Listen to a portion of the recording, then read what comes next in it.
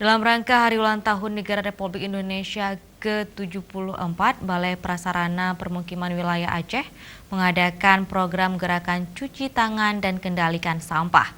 Acara tersebut berlangsung di Sekolah TK Putra Aljun, Kecamatan Pekanbadak, Kamis pagi tadi.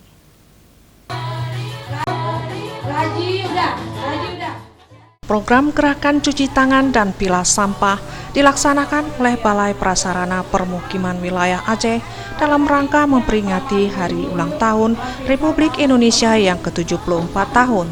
Acara tersebut diikuti oleh 30 siswa TK dan para orang tua siswa, serta ibu-ibu paguyuban Balai Pekerjaan Umum dan Perumahan Rakyat Wilayah Aceh. Dalam sambutannya, Ketua Paguyuban Balai Pekerjaan Umum dan Perumahan Rakyat Wilayah Aceh, Santi Maulesa Dewi, mengatakan sanitasi menjadi momok mengerikan yang sering menjadi permasalahan sanitasi.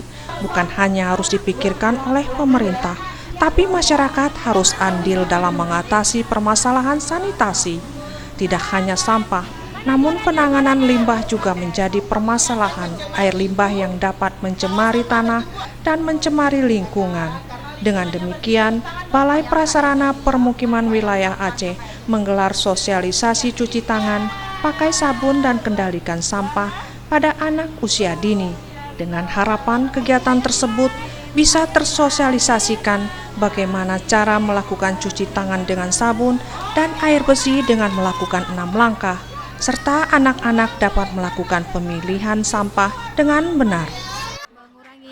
Stunting dan menekan penyakit diare dan cacingan pada anak-anak, sehingga kami paguyuban-paguyuban yang ada di PUPR, karena instalasi sarana cuci tangannya ini dibangun oleh PUPR dalam hal ini Cipta Karya, kami paguyuban-paguyuban yang ada di wilayah Aceh ini diminta untuk mensosialisasikan 6 tahapan cuci tangan yang benar sekaligus pemilahan sampah yang benar.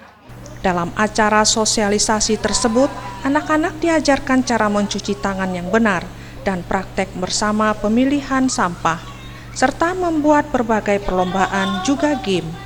Tim Liputan Aceh TV.